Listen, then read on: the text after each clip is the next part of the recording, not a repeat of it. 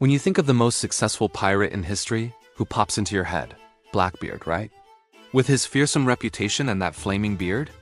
Or maybe Calico Jack, the terror of the Caribbean, famous for his iconic flag and ruthless raids? They're legends, sure, etched into our minds as the blueprint for what a pirate should be. But what if I told you they were, well, kind of small time?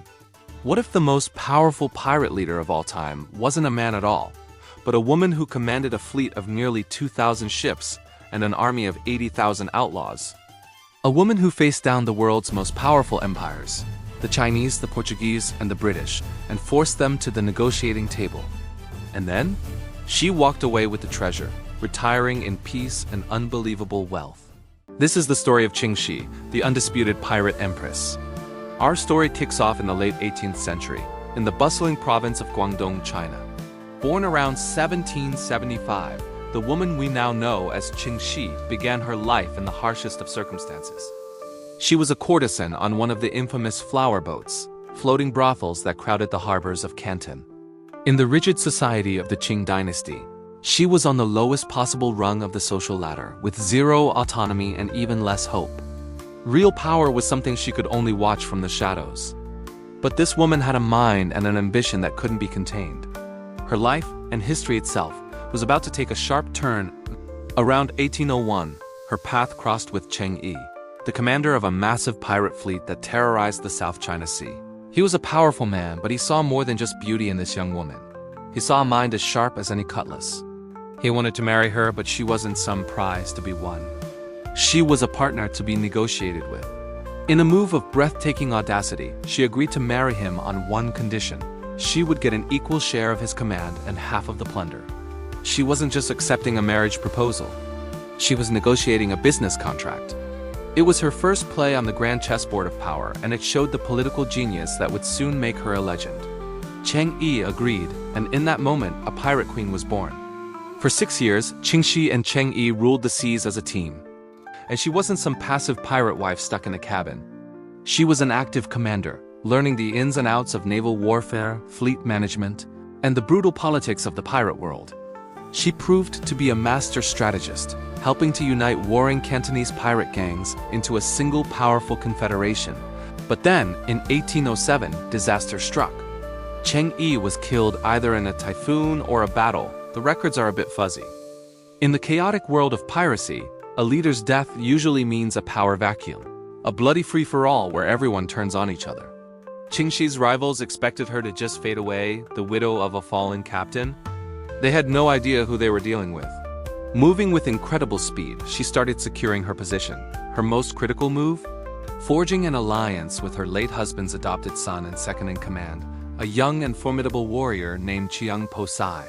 She knew his loyalty and skill were key to keeping the loyalty of the thousands of pirates under her. She sealed the deal by marrying him, a power move that solidified her command over the entire Red Flag fleet.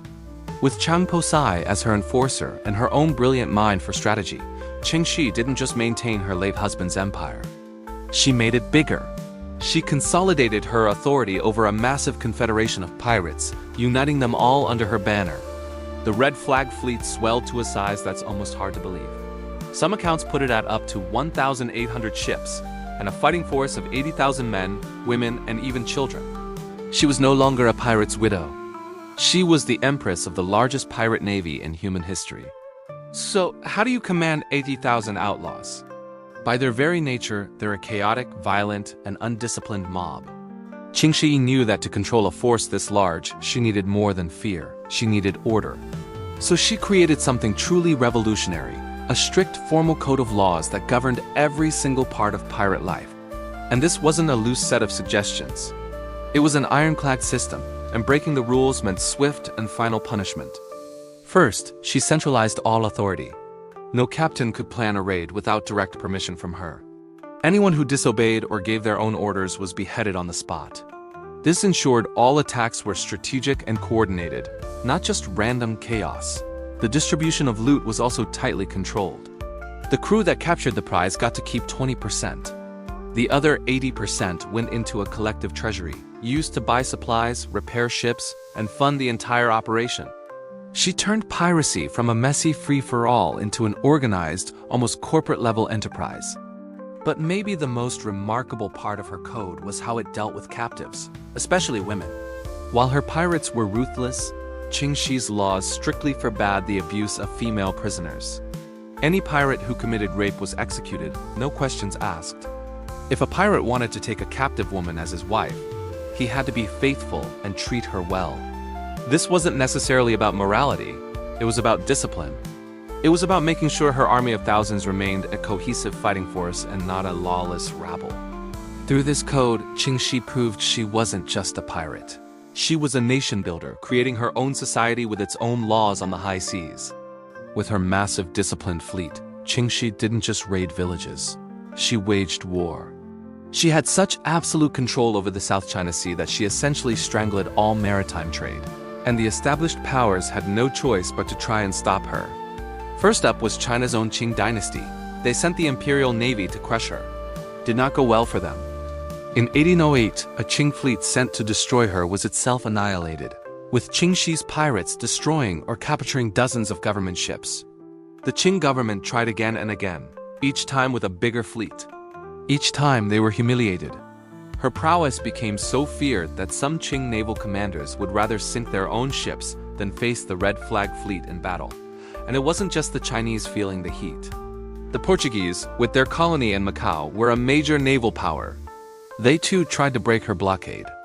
In 1809, during a series of encounters in Tanjung Bay, Ching Shih's pirates outmaneuvered and fought off a joint Sino-Portuguese force, proving they could hold their own against European tactics. Even the British, the supposed masters of the sea, had to deal with her. The mighty British East India Company couldn't guarantee the safety of its own ships, and eventually had to pay her for safe passage through her territory. Let's just pause and think about that. A single pirate leader, a woman who started with nothing, had fought three global powers, the Qing, the Portuguese, and the British, to a complete standstill. She had done what no nation had managed, defeating them not just with brute force, but with superior organization, strategy, and discipline.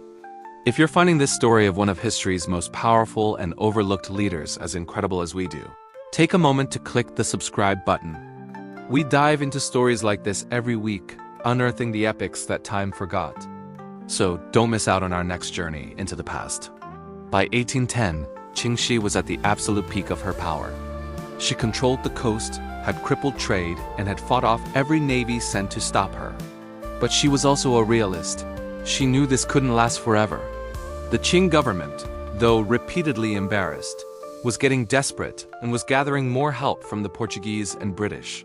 The pressure was mounting, and a long war of attrition was one she would eventually lose. So she did the last thing anyone expected. She decided to quit, but Ching Shih didn't surrender. She negotiated. Unarmed and accompanied by a delegation of women and children from her fleet, she walked right into the Governor-General's office in Canton. The government officials, probably expecting a desperate pirate begging for her life, were stunned.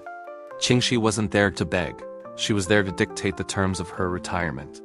The negotiations were tense, but she held all the cards.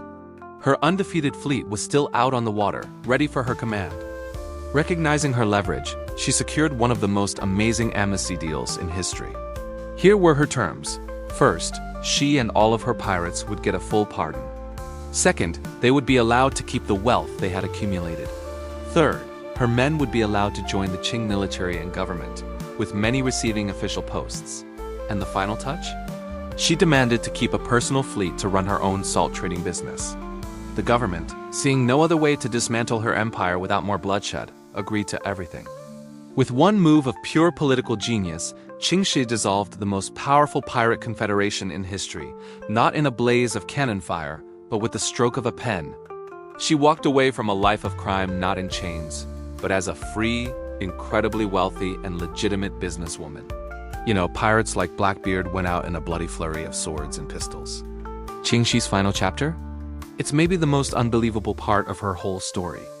After her retirement, she settled down, where she reportedly opened and ran a successful gambling house, a final ironic nod to her mastery of risk and reward. She lived out the rest of her days in peace and prosperity, surrounded by her family, and died in 1844 at the age of 69. The story of Ching Shih is more than just a pirate tale. It's a story of intellect, strategy, and an unbreakable will. It's the journey of a woman who rose from the absolute bottom of society to a position of unimaginable power. She built an army, wrote her own laws, and outmaneuvered the most powerful empires on earth, not just on the battlefield, but at the negotiating table. Her story is a testament to the fact that the most successful leaders are not always the ones we remember, but the ones who knew not only how to win the war, but also how to win the peace. What does Ching Shih's incredible journey tell us about the nature of power and a person's ability to reshape their own destiny?